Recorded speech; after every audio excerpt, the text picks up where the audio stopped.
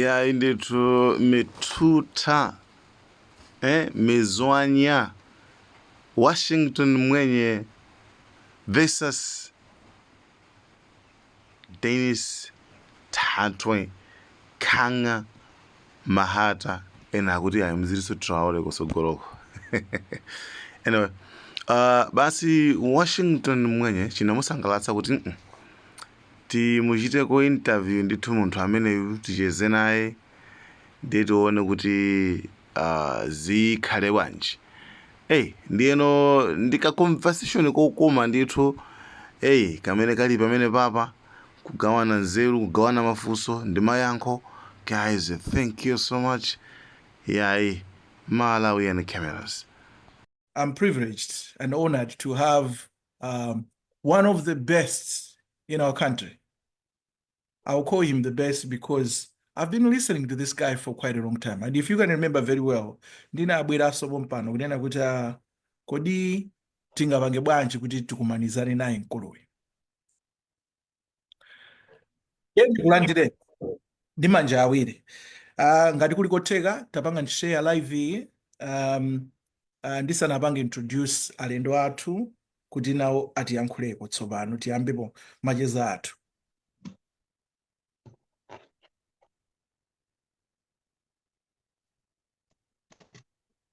Pangani ndithu share my group. Just go on my page and share this to the groups so that we can have more people to watch this.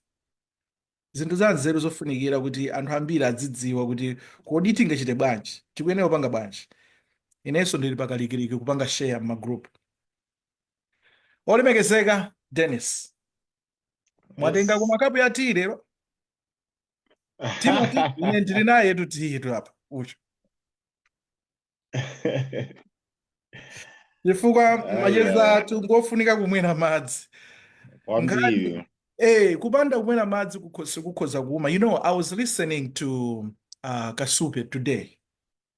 And nkhani ina ndisangalatsa kwambiri ndi imene perception imene anthu ambiri ali nayo when it comes to politics ku Malawi. Kodi tingavotere ndani? And you pointed out something that I was just laughing by myself because I was listening to Kasupe radio on my phone and I started laughing at myself, and then someone said, "What are you laughing about?" You said, "Anafusa kuti kodi ndalama muzitenga kuti." Now back to perception. Yonena kuti anthu amaganiza ngati kuti munthu uchite nawo ndale, munthu ukapezeke nawo pa ndipiti pamene paja ukuyenera ukhale ndi ndalama. That's the perception. Kuti ukanamiza anthu kumudzi, ukanamiza anthu mtauni kuti ndivotereni. But you came back with a revolution. You said, no, that's not what it is. These people are using money. Are using money kuti akupere anthu kuti tabwerani kuno. Tandivotereni. Yeah. Which is something that we don't want. Chimene tikufuna ife sitifuna munthu kuti atibweretsere ndalama. Can you elaborate on that one, please? What were you trying to say? Nzonadi mandifusa kuti ndalama muzitenga kuti zoti muthamangire campaign. Ndimayankhadi kuvomera kuti I think chithunzithunzi chimene tinachitenga anthu cha campaign ndicholakwika. Nchifukwa timaona kwambiri kuti nchichona kuononga ndalama. Ndifuna kuti anthu ambiri sakumakhala kuti akubweretsa kutsogolero lomasala. Ndiyeno podziwa kuti alibe chowauza anthu amathamangira kumwaza ndalama zogawagawa kuchuluka kuti anthu aja asathe kuwatulukira kuti alibe mfundo zimene abwera nazo. Ndimanenanso penepo kuti muli mudzenje munthu afuna kuthandizeni panja, iye ali ndi chingwe, inu ndi iyeyo amene akuyenera kunyengerera zake ndani. Pamene ndi inu amene muli mudzenje. Fa iye ali kunjako ali ndi chingwe atha kutulutsani. Iyeyo ndi amene akuyenera kuthandizani, ndi amene akuyenera kunyengereredwa. Koma atakhala kuti iyeyo ali ndi chingweyo ndi amene wamba kunyengererani inu muli mudzenjenu. Chonde ndisankheni ine okutulutsani ndikhale ine. ndezitheka ba. Eni t-shirt, eni chimanga ichi okutulutsani ndikhale ine, muyamba kudabwa kuti uyu akuzatithandiza kapena ali ncholowa. So sizipanga make sense kuti amene akukupemphani kuti muwavotere iwo sadamene anyamula chithandizo Koma you know ngati iwo what? ali ndi masalano The thing is, nkhani kuchokera kutali kwa basi. If we go back into our history as a country, tikuchoka ku ulamuliro wa Utsamunda, nthawi ya Akamuzu mene poyamba atasankhidwa kukhala prime minister, then nkuzapatsidwa kukhala mtsogoleri wa dziko. Kodi tiziti nthawi imene ijayi nawonso ankapereka ndalama kwa anthu kuti avotere kuti akasankhidwe kukhala president? Do you think that's where we're coming from?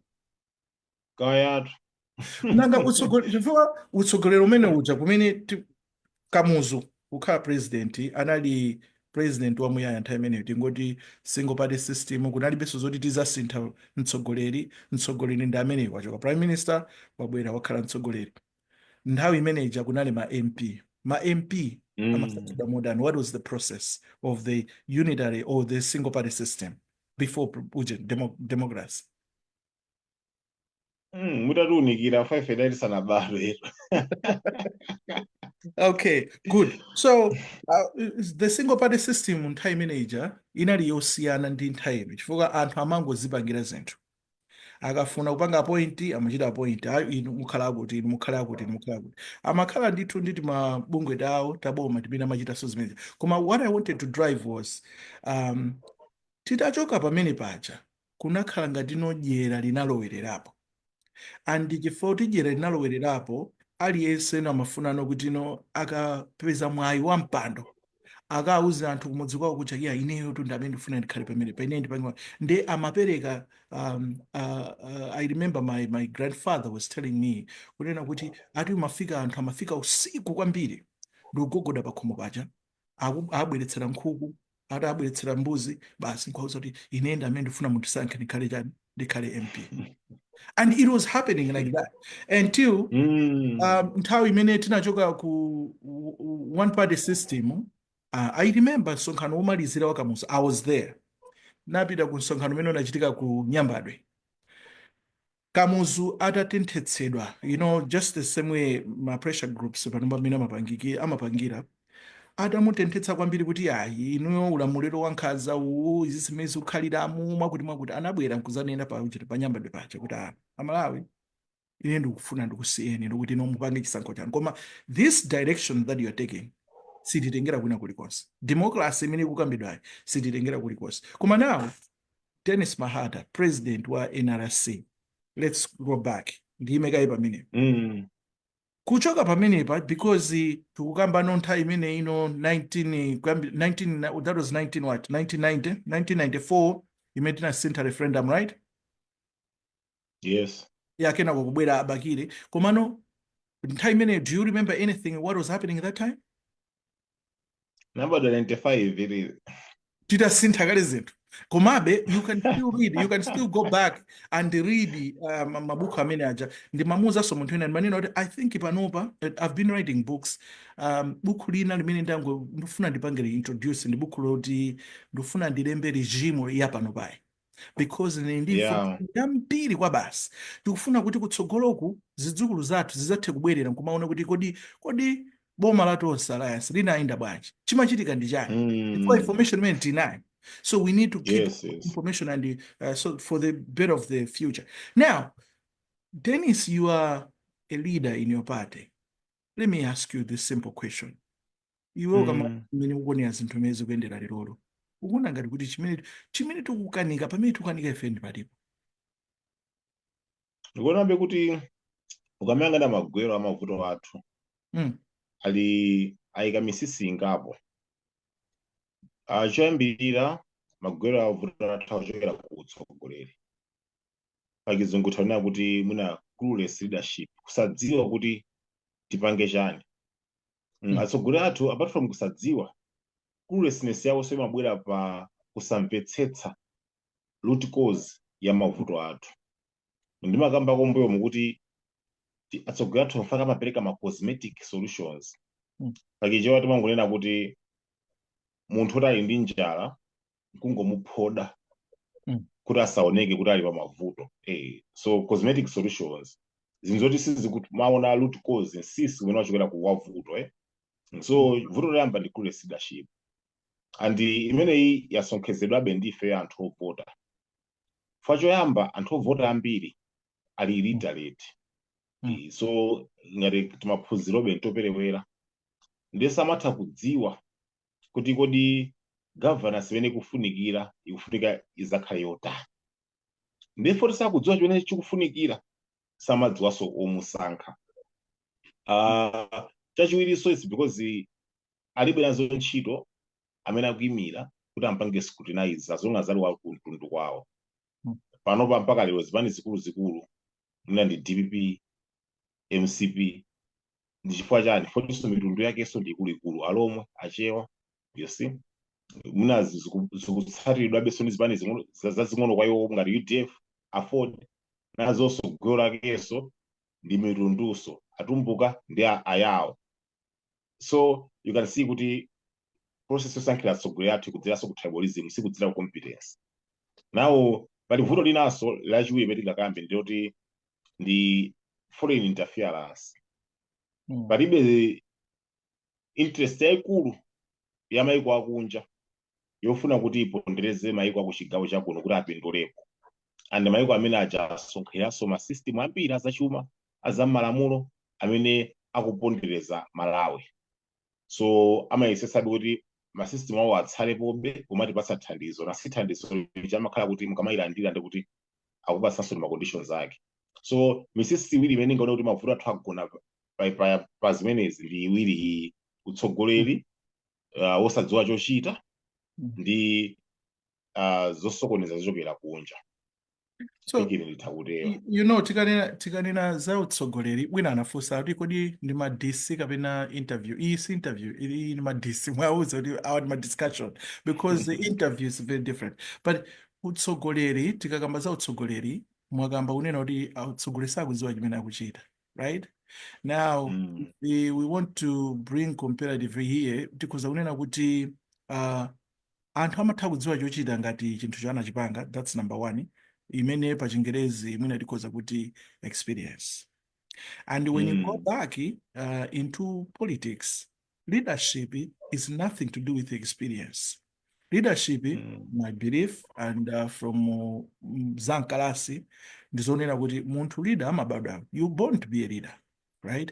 But when it comes to governance, more especially kudziko, umafunika be kuti ukhale ndi upangiri kapena kunena kuti nzeru yakaonetsedwe ka zinthu zina.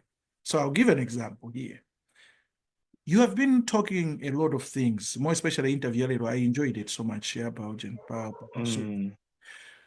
some of the information and the sentiments that you shared today, you see with these into zimene you have researched on, and you have facts, and you understand how those things can go about, right? Pamene anthu awawa akanena kuti ife tukayimira president alibe experience. How can you marry these two? Kunena kuti we can still get mtsogoleri amene alibe experience, sanakhalepo mtsogoleri. Tikati sanakhalepo mtsogoleri wimene sanakhalepo president ku dziko lathu, koma akhozabe kuyendetsa dziko bwino. Zingatheke bwanji? What can you say? I think maiko ndosiyana. Right. I think mistake wetu mayapanga kwambiri anthuso ndi kutrita governance ya maiko osiyana ngati ndiyofanana. Governance imene ingafunike ku Malawi simene ingafunike ku USA, simene ingafunike ku Burundi. Ndokambiranje zimene zizo. Fakutana kuti maiko ali pa levels osiyana. Kusonyeza kuti akufunikanso intervention yosiyana. Mene kulili ngati maiko otukuka ngati ku USA. Ma systems onse warfare analidwa kale. Right. Ma systems onse a development analidwa kale. So every technical aspect imene imafunika mu dziko inalidwa kale. And the management and the maintenance ya ma system imeneyo inalidwaso kale. So ngati pali mtsogoleri amene akubwera ndikuti akungofika mtsogoleri woti azathandize kupanga maintain zimene zija. Azakhale ngati face ya dziko, ngati brand ambassador. You know? Pamene muitengere dziko ngati Malawi likuyamba, forget kuti lakhala zaka zingati since independence. Koma almost system iliyonse yabwino kuti ilipindulire sinakhazikidwa. So palibe system imene yagwirako bwino yoti kufunika munthu wa experience mu system imeneya. Everything that has to come tikuona chilengedwe. So ngati chichajowa ndichonera experience at this point in time, I don't think we need it. Do we need it? Because you see now, and that's what this is what most Malawians need to know. Akangomvetsetsa ichichi chonena kuti kukhala mtsogoleri, it's not about to have that experience of being a president leader in a country kuti uyendetse zinthu. Koma understanding ya zinthu mmene zimayendera. I've always said kuti we have a problem in Malawi whereby the leaders will come ndikuzatiuza kunena kuti ya ifeyo tinakambirana ndi anthu ogulitsa feterezawo anatiuza kuti zinthu zotheka fetereza itigulitsa pa mtengo wa 4,500, the didimus and the like. They'll tell us things like that, right? Because akudziwa kuti anthu ofe chomwe tikufuna kungomva ndi chimenecho. But the question that was imposed on these politicians, on these people, ndiyonena kuti how are you going to implement that? That is a big question. And that's what distinguishes chimene chimazasiyanitsa zinthu ziwiri zonde chimenecho. Anthu timangothamangira kungomva kuti tikupatsani nchini chigayo. Koma how, we don't want to understand that. And I've always said kunena kuti kumalawi mene tilili, not only kumalawi dziko lonse lapansi, inuyo pamene mulipo muli ndi mavuto anu, ine ndili mavuto anga, blessings chiwosa ndi mavuto awo, amalawi ndi mavuto awo. Sitingadziwe mavuto anthu onsewa, sizingatheke. That's very, very impossible. Now, when a leader comes and says, I'm going to address all your problems, then he's lying. Because mavuto anthu angosiyana. And we should also understand that anthu adu sikuti ndi sangathe kupanga zinthu pawokha. Na anthu olimbikira. Chimene chikusowa kwambiri ndichonena kuti kuthekera konena kuti anthu aja apanga address mavuto awo okha. Because if you ask Malawi ina aliyense, munthu ina aliyense, muli ndi vuto lanji, akuwuzani kuti ine pano pandikanangokhala ndi chakuti. Mavuto anga akanati. Because akudziwa mavuto amene ali nawo. Koma mavuto atsogoleri akabwera tikupangirani chakuti. Andi tikateno tipangoti basi tiyeni amene watitani atipange. Now, question to you. How do you think we can navigate through all this kind of setup? Ndikupanga dziko labwino chifukwa title yanga yalero mmene macheza athu mutichezawo. Tikunena tabera mawu a Trump kunoko ananena kuti the new golden age of America starts now. Ifeso tufuna nina kuti golden Malawi yathu, it can start right now by what we are sharing here. What do you think we can do to navigate through this kind of the mess is set up? And ndikubweretsa civic education kwa Amalawi kumvetsetsa kuti pano it's not about my t-shirt, it's not about experience, but what we need people who can be able to transform this country ndikusintha zinthu ndikuyendetsa bwino. What do you think, Dennis? I think choyamba tikufunika decision. Aliyense Malawi payekha apange a strong decision kuti akuluakulu nthawi yakwana tisinthe dziko lathu. Amalawi nthawi zambiri sitili vigilant komanso tilibe zero ya zinthu za dziko lathu. Ambiri amaona ngati kuti amakonda dziko la Malawi koma amangolifunira zabwino samalikonda. For munthu wokonda chinthu is willing to sacrifice. Yes. So decision yona kuti akuluakulu panopa tisinthe dziko. This is the first step. Komano munthu akona decision imene mitima mwathu mulibe. Alisa ndi priority. Wina angofuna chipani chake chilowe. Wina angofuna apange prove uri nake ndolephera kuposa iwo. Wina angofuna mtundu wake upangidwe represent. So decision imeneyo sinabwere.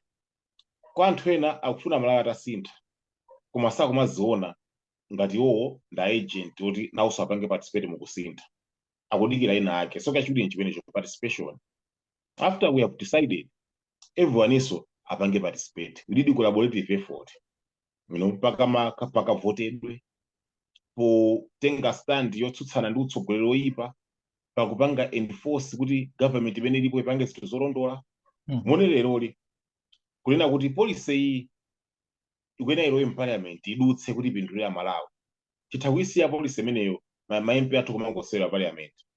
Koma tiyeni ku parliament akula kuti kasonkhane panja tipange enforce kuti police idutse Mm. amalawi ambiri sakapanga show up ena ndi ntchito yathu simatilola akusamala ntchito ena zinthu izi nzopsa izi umasowa akusamala moyo wawo. So sacrifice ikufunika pa participation.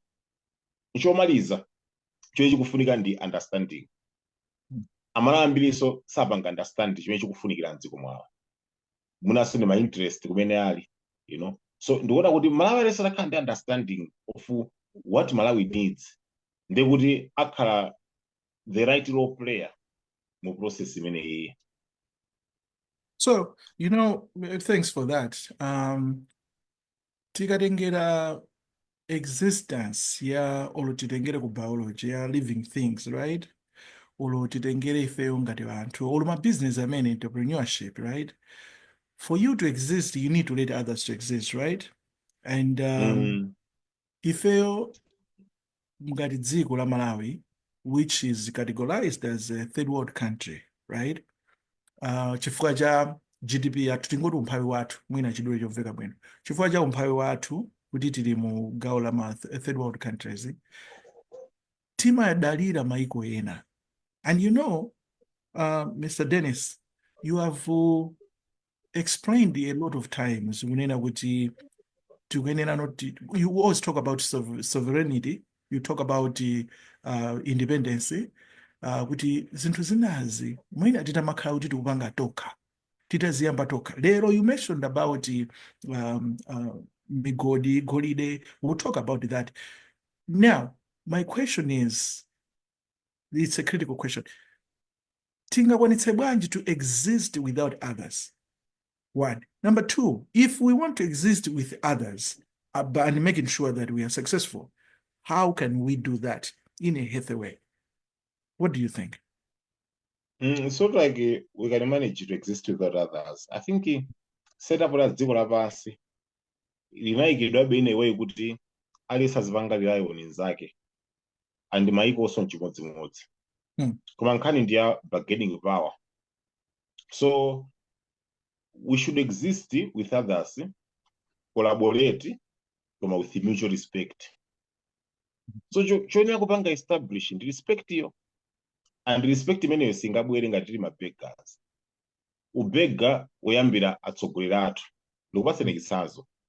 Takhala tikufayitira kuti chigawo noko cha Africa tikhale ndi veto power mu unga United Nations General Assembly, and takhala tisakupatsidwa, koma muona kuti atsogoleri ku Africa amapitabe kunga. So chena kupitira pamene kuja fa kuli malawansi.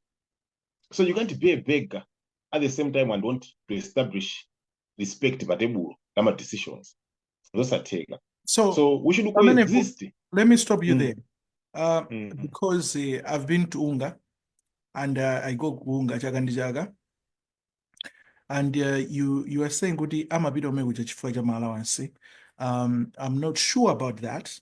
Of course akamapita kumene kuja amalandira di malawansi anthu zimene tikanatha kukonza ndi makamba za financial prudence, kunena kuti physical prudence, kuti tikanatha kuchepetsa ndalama zimene maunonga ku ma meetings kana amenacho. Koma my point is kuunga kuja ndikofunika koma ndikosafunikanso. Kufunika kwake nkonena kuti it's an international stage. I've been there a million times. Ukapita kuunga ndi msonkhano waulere. One, there's a requirement for the heads of states imene kumakhala timati Security Council kumene amakambirana zinthu zikuluzikulu zimene zikuchitika. Those are high level kind of meetings. Ndiye kumakhala so ma interactional meetings amene kumakhala tima sub meetings toti anthu amakumananso. Anthu akamakumana amakambirana so mavuto, common problems that are happening in the world. Komano focus imene ndinaona ine ndionena kuti we can utilize those if we want to connect ourselves ndi chitukuko, not kukapempha. I want you to understand there, because I'm one of the people amene manena kuti kupempha kumatukwanitsa, kupempha kumanyozetsa. And we have seen atsogoleri athu akupempha each and every single day. kupempha, yeti before asanawe pa maudindo amabwera nkumazanena kuti anthu kumapempha mpaka na kusupuka maondo. We have seen them akusupuka maondo. We have literally seen them. Instead of building our own wealth, instead of kukhala pansi tupanga strategize, coming up with ideas, amene angathe kuti tukula ifeyo dziko ngati dziko. Devaluation ndi nkhani yonena kuti governance. How are we managing our own resources? Ngati tilibe chilichonse chimene tikugulitsa dziko lakunja, ngati tilibe chilichonse chimene chikupita dziko lakunja, how do you expect kunena kuti tikhala ndi forex nzima? And if we don't have ample reserves, what is the next thing? The next thing is ndalama yathu ija ikugwa value, because tikumakagula chilichonse. Olo ndikufunse niniyo bwana Dennis pamenepo, mukafuna toothpick weniweniyo kumalawi munaonako kampani mapanga toothpick? Kulibe. Mumakagula kuti? Mukagula ku China. Yes, I know you are buying it from the shop just around the corner, but if you find out kuda shop amene ajakatenga zinthu zimene ziya kuti ku wholesale kujaka zitenga kuti zichokera ku China. So we are spending ndalama zathu kwambiri kupezeka kunena kuti tukazika kuti kuzika kumene kuja zikupita kunja. So we don't have a plan. So mangofuna ndipange underscore point yonena kuti it's not only ma allowance koma kumene kuja kuli ma opportunity onena kuti if we want investors, for example, those people who can invest in our country, not kuti atike pachongolero kuti atilamulire koma no, just sharing them kuti we've got this ground, they can do that. So you can go ahead with that. From the investor ngati amene abwera nawo from kunga sisi ma presentation ambira kupita kunga 0 per 10. I spoke about exactly that. Ndinanena kuti you can't go kuunga ndikumakanena kuti ubwerani ku Malawi muzapange chakuti. Instead of it has to be back front. You have to, these people they know Google. Mukangwauza za Malawi amapita pa Google. Even yourself you can go on Google mukapeza kuti Malawi ili pasi pemene ndana amene angafune kunena kuti atenge business yake apange invest kudziko kuti sapindula. Go ahead. And I will tell you from my perception, Dr. Mwenye. Kuunga kuja, they have to justify need yopiti lako. So kulima high level of delegation wakamba wa Security Council. Then kumano when security decisions are being made by dziko lapansi, ma president amaenderana. Maona Trump wapita kwa Kim Jong. Maona kuti Putin waenderedwa ndi wakutua kuti.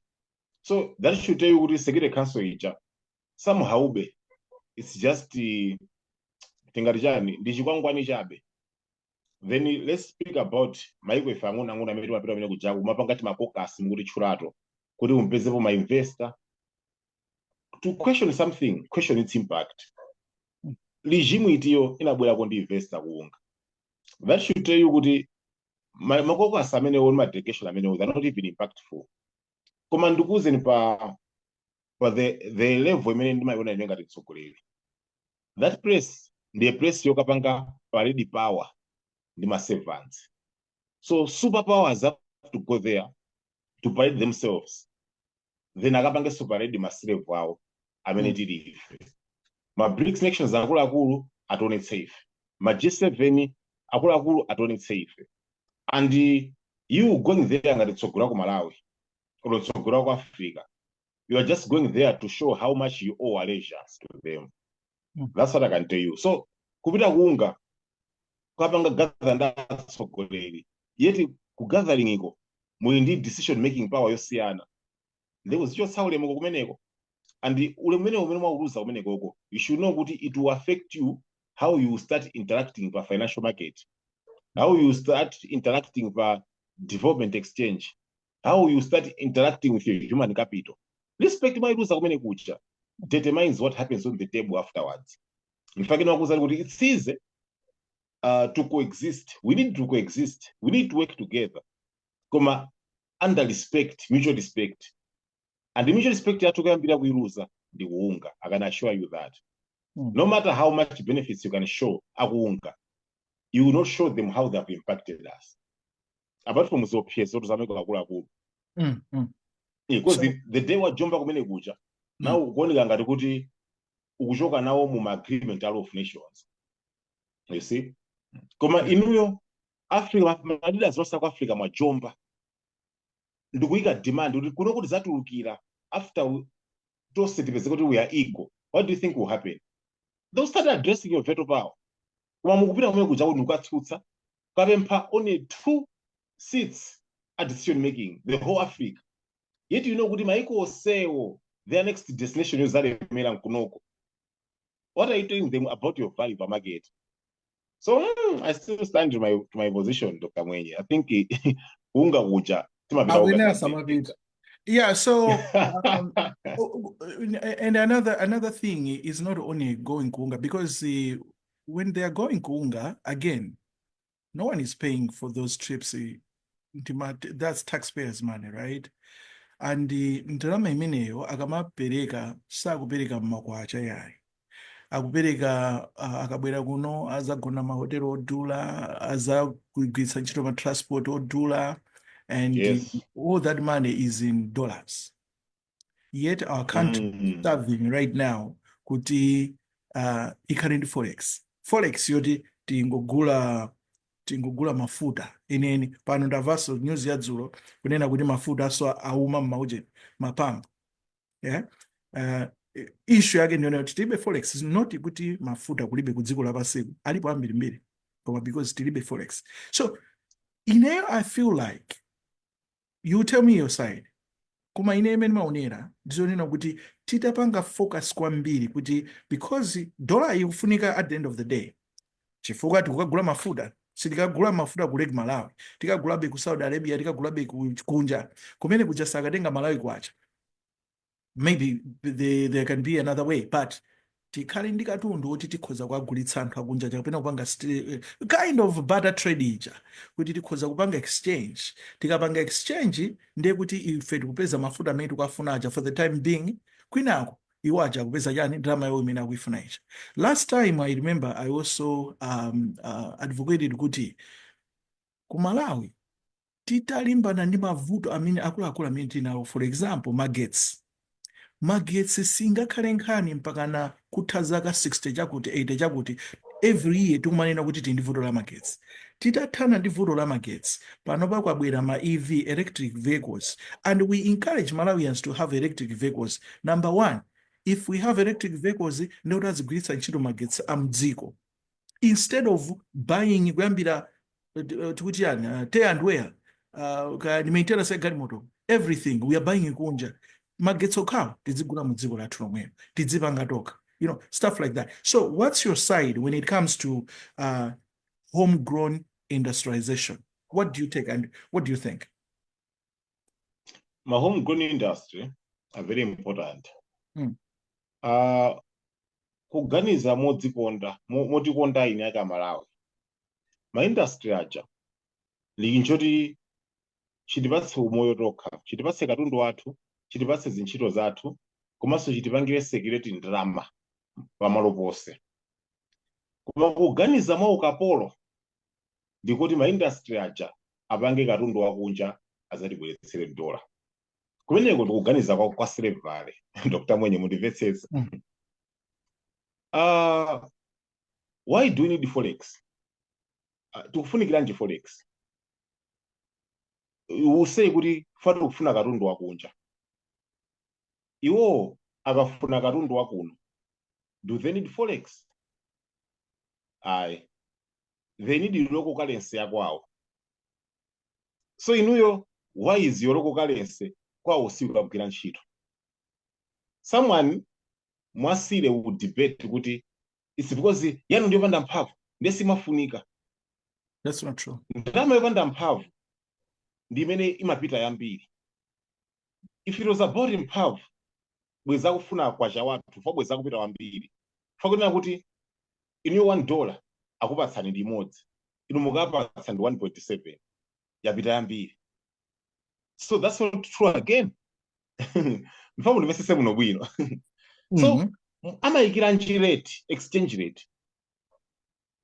If they say $1 is equal to 1,700 Malawi kwacha, then it means tikamagula katundu wa $2 atengi ma 1700 kwacha athu awiri tikasakirenjiso dola atayika exchange rate. So thinking kuti tikufunika tipeze dola tipange chakuti tipeze dola ndikuganiza kwa usilevale kale. You see, I'm going there. I'm going there. So cholakwika sikupanda dola, cholakwika ndikuti dolayo tikuilandira yathu sakuilandira. And I will tell you why.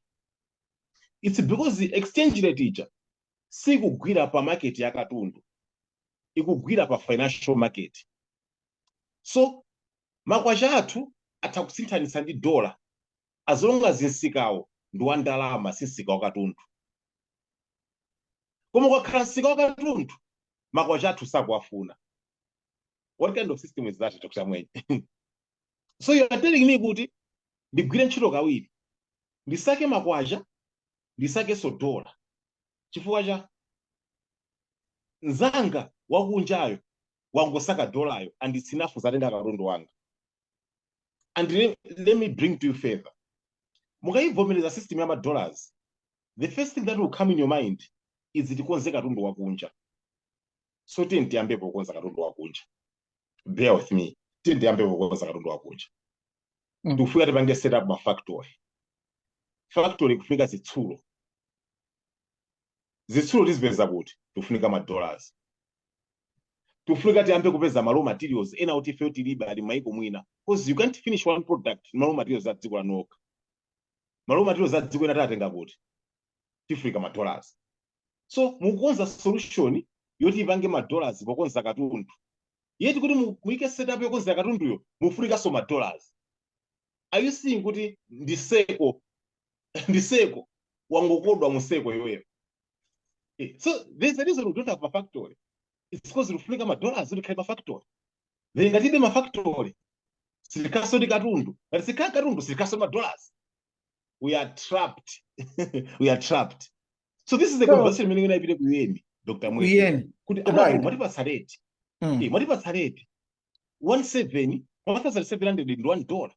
They are until 1,700 because it's equivalent to $1. Katundu wa muchacha bwanji $5. Okay, kwa some 1,705. Ayi simuna sonke enough work for some drama yanu to get some power. Mwaika pa bwanji for 2,200. It's fine. We work harder, we create more money, we create more 2,200 days. Ndi katundu wa bwanji $5. Apasi ma 2,200 5. Ndipite komaliza kwa energy. The next thing you realize is that you need a lot of energy. So my big example ya magetsi. You see? You know magetsi aja. But theory amakamba kuti energy is never lost. It just goes from one form to the other. The reason mukuonera kuti tikaidi magetsi ochuluka, it's because mwaona kuti you need to save human capital. So energy mene inabwera with mechanical force mukaipanga automate to increase production. Meaning kuti it's either natural energy or this form of energy. But in the end, we're all losing energy. So energy ya nzungu ndi energy ya munthu wakuda yasiyana bwanji. Munthu wakuda kaika 700 kilojoules. Nzungu so ikaso 700 kilojoules to make the same product. Ngati munthu wakuda waika magetsi a 7,000 kilowatts to make one product. The same product in nzungu so aikaso the same amount of kilowatts. So why is it that energy meta ikaife has to be priced less? Mumakwacha tikaike soka chiwiri to make my dollars. Nzanga aike energy once, then you'll be surprised after 60 years dziko la only 10 times better than that.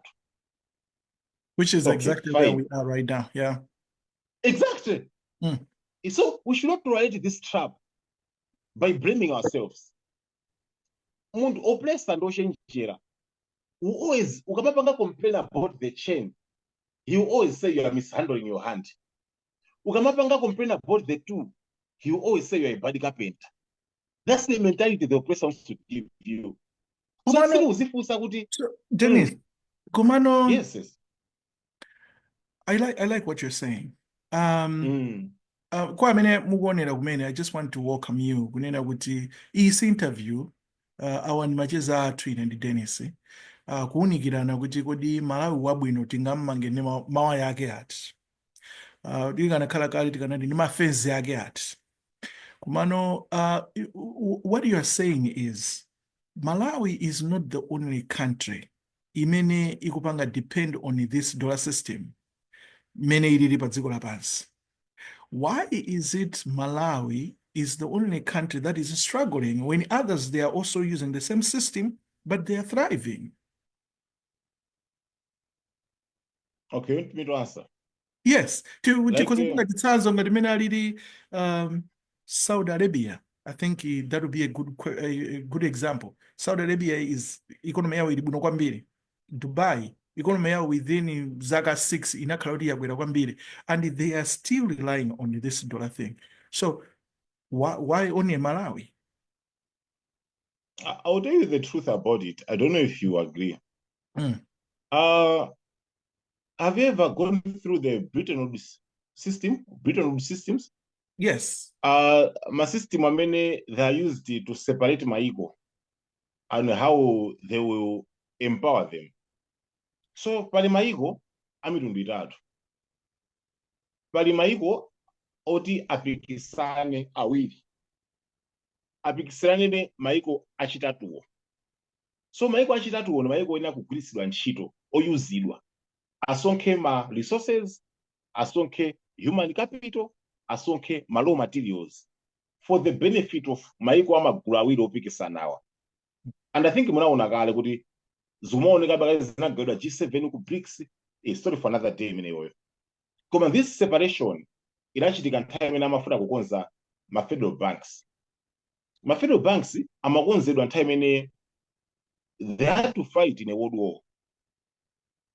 Maiko amitundu iwiri amapikisana kuti wowina atenge federal bank, atenge dollar, you know, atenge ngoti universal currency, which ina wina ndi dollar. Story for another day again. Then maiko amene aja amapikisana kulimbirana maiko a ifeyo. And how is it that ifeyo we are not maiko strong enough kupikisana nawo? We are a prize. Yowinidwa akapikisana. They have brought calamity kunoko yochita kukonza. They have brought umphawi, they have brought nkhondo, they have brought biological disease, and they have brought a bad education, they have brought terrorist, you know. So umphawi umene uli ku Malawi ndi umphawi unachita kukonzedwa, and mutati muyambe kuutsata from the 1960s mukaiona graph ija timalowera kumene koko.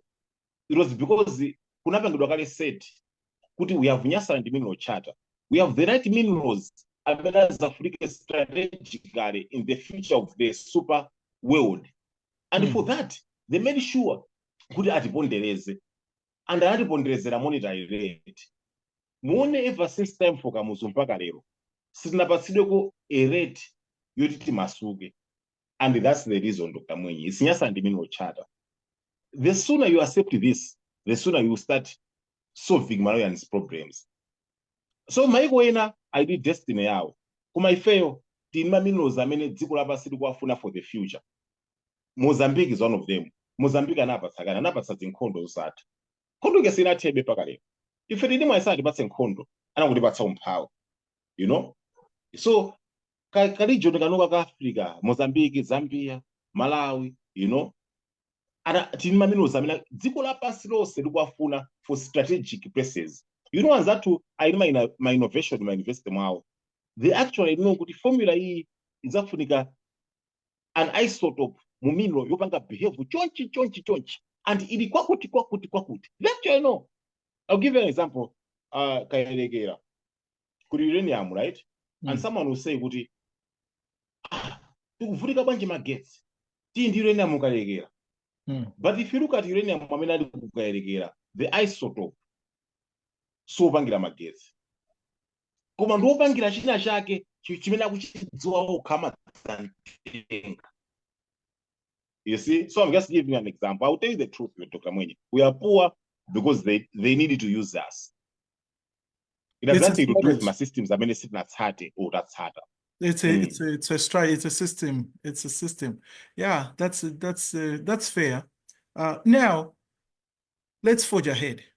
The golden age of Malawi. So tachoka ku governance, tachoka mmene tikuonera kuti zinthu zina tingathe kuzipanga ku economics.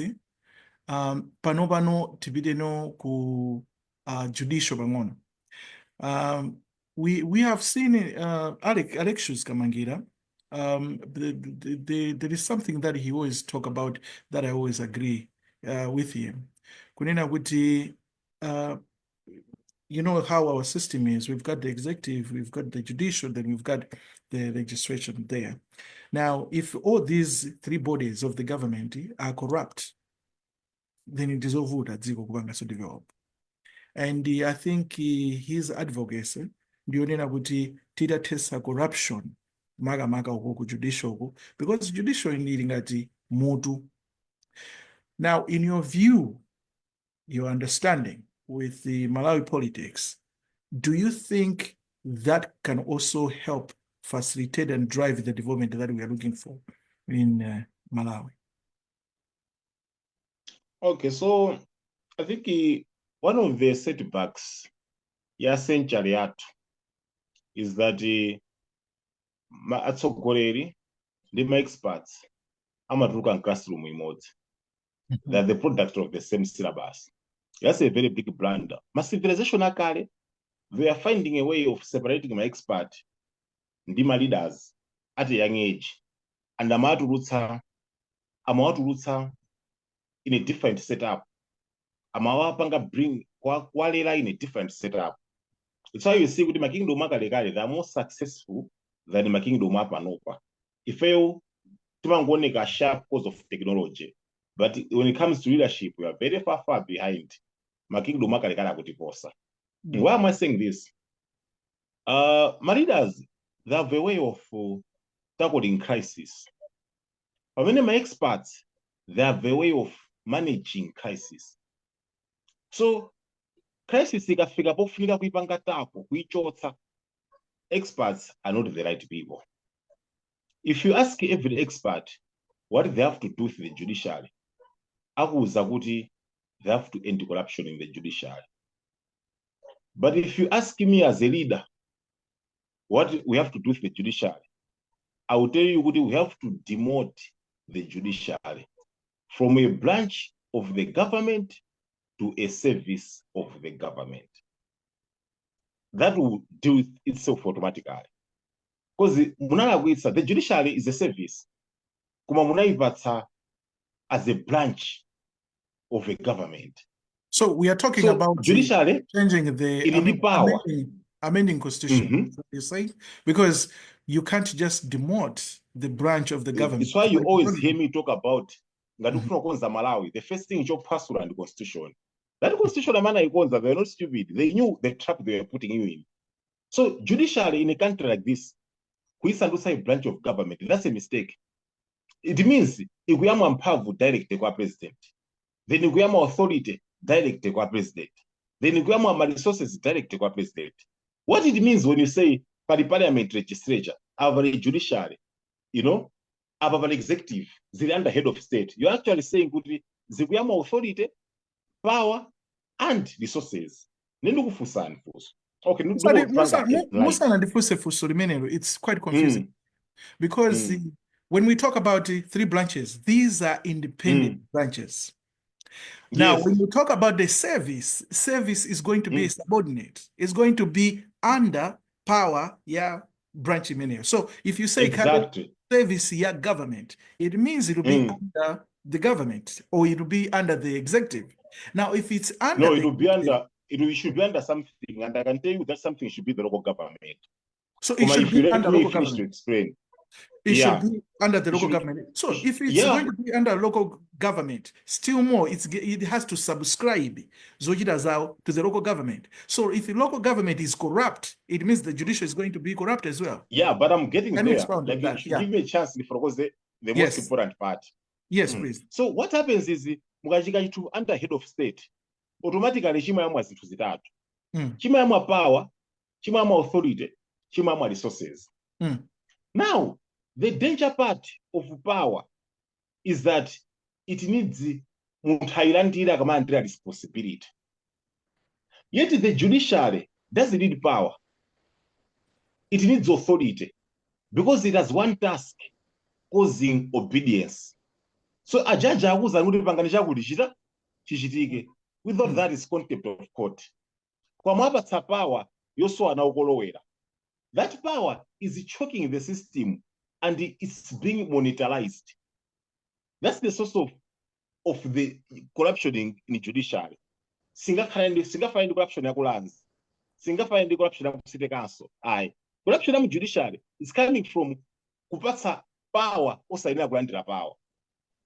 So a judge has too much power, you know, yet little responsibility. And that power, if it would, it will be used by those who can commercialize it. So I say experts and leaders see things different. Ineyo mtauguzani kuri judiciary ingwevangani demote sanduke service ya local government. Local government sigama mphamvu directed from a president. It means yayamwa an instruction. You see, when you take power from direct from the president, watenga the power. But when you take it as a service, local government, watenga an instruction. An instruction you're done. Minimum ama pasa judiciary for the law. Authority causing obedience. They will be powerless, but they will be functional. And the corruption will be which is 90%. Tinato nentima bribes which can be solved by punishing them. With the level of power they have, who can punish them now? I know for the interest of time, but this is very, very, very important what you have said. Kuma, the question still goes back to the same question I asked you earlier on. These are the systems of the world. Why in particular Malawi needs to follow that channel? Kabina tibange implement many judicial kabina ikali service. Pamene, let's say a developed country like USA, it uses the same kind of system, but it works. Other countries, all countries, they are using the same kind of system. It works. Why not in Malawi in particular? I think even I don't think it works. Okay. Yes, President. I just feel like by saying that, even that question also offers the answer already. It already offers the answer to the problem that we have. When we say, because the president here said, you know, another mistake that we make is to try to use the solutions that work forward in other contexts, trying to make it work in our context. The problem that we have cannot really fully be solved by the solution that is working somewhere else. So we really need to define, like this book that I wrote, The Malawian Welfare Creation. My argument there also, I was trying to say that we should define everything depending on our context. Our problems, we should understand, really understanding our problems and what can be the solutions. The solutions also should come from within. Even if we know that we can get help from outside, we can get wisdom from outside, but we cannot just copy and paste. This is also the problem that we have. So I just wanted to a little bit, I know he will clarify on going depth also, but that, as you said, what is working in Rwanda, we cannot really take it as it is. We need to adjust it, and it should speak to our context. Thank you so much. Yeah, great contribution. Yeah, we can't copy the paste, but yeah, go ahead, Dennis. I think you had something to add. Yeah, and I'll just add on what Blessings already said. I think that's where I was also going. It was on the copy and paste issue. And you see, when you're copying something, you never know how the base of that person or that country has materialized. Look at USA. That can't happen in USA because USA has a Senate. The whole power has been absorbed by the Senate. You know, us, we don't have a Senate. Our constitution had a Senate, but greed made the people remove that Senate. Wouldn't you consider Parliament as a Senate in Malawi? No, we can't. I mean, this is federal. This is federalism in USA, and in Malawi we have Matipate. Those are two different types of government systems, right? Koma tikaitenga mu context ya Matipate democracy ya ku Malawi, Senate ikhoza kukhala ngati Parliament. So you're saying no? No, okay, but this will end up being 2 hours explanation. That's my This is problem. what people want to hear, Maybe we right? should change the other day, just special for this system. Huh? Yeah, but look at Russia. You know, Russia is the most corrupt country in the world. People will not tell you that. But why is Russia developing? Why is Russia giving us fertilizer and maize? It's most corrupt there. You know, the oligarchs, they captured that whole state. So there's the West state capture. You see, but if here we don't have Njigo, people knows the corruption in many. If here we don't have Vujakuja, knows the corruption in many. But on that under the same corruption, they are prospering. So there are bad things that happen, but we shouldn't give them as an excuse of bad leadership. Let's face it, Dr. Mwenye, here in Malawi, we are suffering clueless leadership. Simple as that. Atsogoleri athu sakudziwa chimene akuchita. Clueless chichiwa choke chomasoya chake tinene moteno. Komano, so as we go to the end of macheza athu lerolo, malamulo amanena kuti munthu amene angathe kuyimira kukhala president akuyenera akhale ndi zaka zoposera, I think that was 35. Is that correct? Yeah. Kuma, our country needs people like you, you know. The thing is, my discussion amene akhatu kambirana panopazi, nzeru zimene akhatu kambirana panopazi, ndi zimene Amalawi ambiri akufuna atakhala nazo ndikumaona kuti mtsogoleri wathu akupanga zinthu pazani. Is there something that you are doing apart from kukapereka petition yonena kuti itatiyeni tisinthe zaka zolowera pa president kuti mwina mwake come September kuchani, is it 16 September akubwera? Yeah. Mwina nkukapeza kuti Dennis Mahata ali pa chibaluwa, mwina Amalawi nkuona mwina kuwala. Yeah, pali mabunge angapo amene anapita parliament anakasiya kale bill yoti aphunga ikambirani, koma I think bill ija inalandidwa December. So inayi kuti parliament ikutsekedwa, koma anayilandira ndithu, anapanga technology anasayina. So akamalowa February akuyena ikambirani bill yo. So timva kuti avota motani aphunga athu. Ndiye zikakhala kuti sizinatheke kumeneko, do we have any other ways how we can contribute or how you can contribute? Because in our government system, I think we need this wisdom. We need people like you who are contribute to the success of our country. Do you think there is something like a option number 2, just in case your name is not going to be on the ballot? Ndikuona ngati platform tilibebe anthu. If you haven't been sooner or later system, you don't have a platform. Because, you know, it's because we have had ideas, you know, koma timasowa powasonkhera, uwalembera kalata azitsogoleri, upempha appointment ukafotokoze, koma sizikhala sustainable. Ukhala mu workshop awa ngoma kokasobo. Ngomwelera ndi nzeru zako zonse. You see, so I think mene system yathu kuti munthu lowe mu system yopanga contribute ndi ndalezi basi the governance. So if we lost that, ngati sasintha zimenezo zonde kuti ife basi tibe somwayi. Ayi, koma sikuti nde kuti tikuchepa tikukula abe. Ola atati asiya pa 35 ipo pompano mukwanisa zaka 35, so we know where we are going. Now, for the sake of the time, I think uletiza kaiso ni nthawi ina imene titazacheze. I see kuti anthu ambiri mafunso komanso amafuna atamva kwambiri kuti kodi Dennis akuti bwanja ali a host mukulongolola kwambiri kuti yayi this awanene macheza motivated awanene. Now, as we close, let's just do a round of closing here. Ndiambire ndi blessings Chiwosi. You know, we respect you so much. What is your wrap-up comment?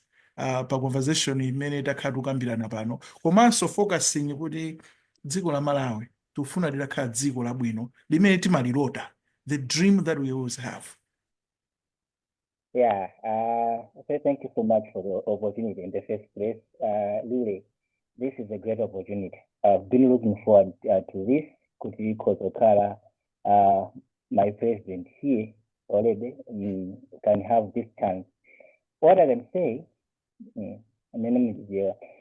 tiwenedinga nene panthaingati inoyi pazinthu zambirimbiri zimene ndingasankhe kunena nkunena kuti nthawi yomwe takhala tikudikirira kudziko lathu ndi nthawi iyi ndiyofunika kwambiri kuti tipange define tsogolo la dziko lathu. Mmakonda so kwambiri kutsata mmene mmakonda unena kuti tatopa ndontho ndale. Chifukwa ndale zatitayitsa nthawi kwambiri, and ndale zatipweteka mochuluka ngati dziko.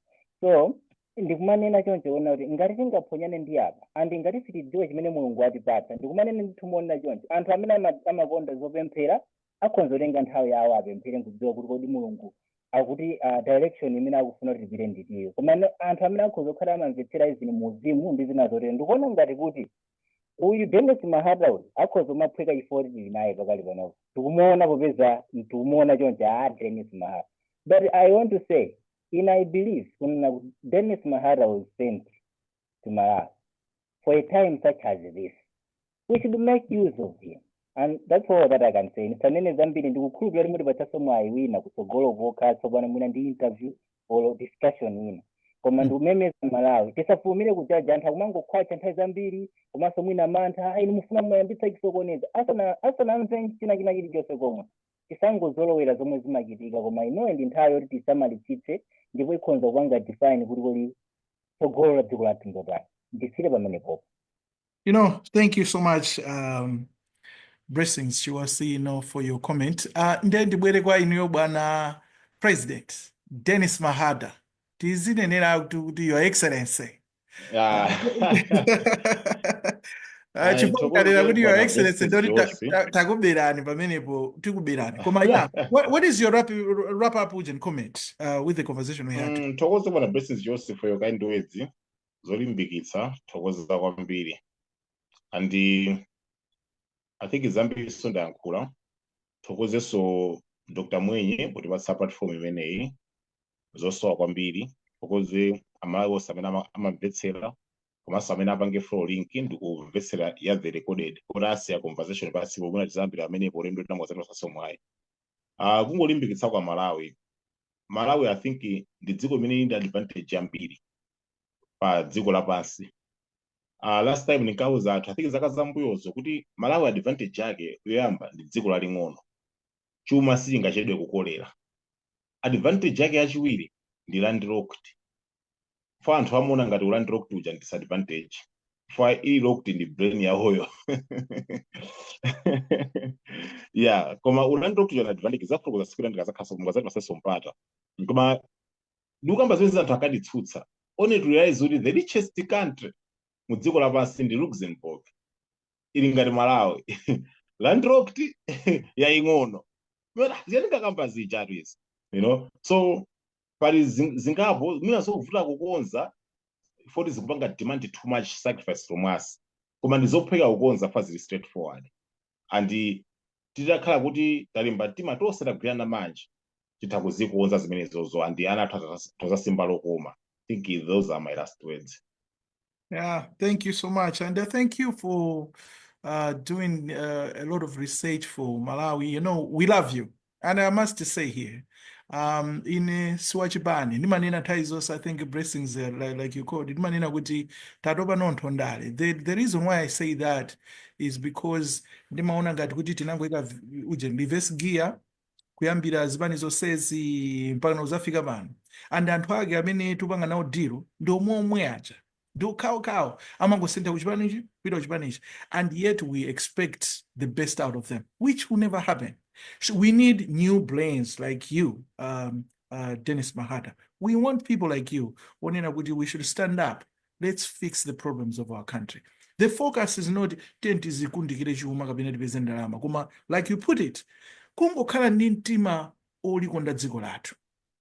Dziko lathu lili ndi potential kunena kuti likhoza kuchita bwino kwambiri. You are mentioning about Luxembourg here. Luxembourg, I've stayed in Luxembourg, in Makaku Shimpak. That's the northern part of Luxembourg. Wow. Koti timaenda 45 minutes from kuchokera kumapeto kukafika kuntunda kuchatika tenu talwa mubeja. Tikamaka gula zinthu timagula mubeja.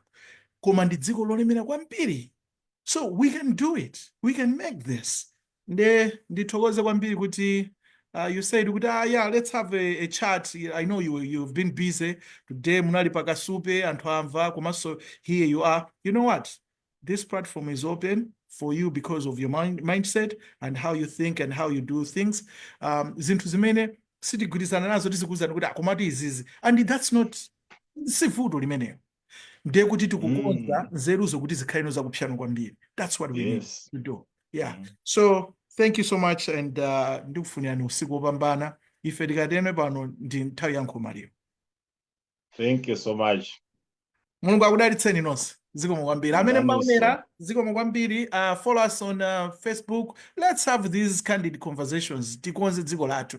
Tikasira anthu andale sanga konze dziko lathu.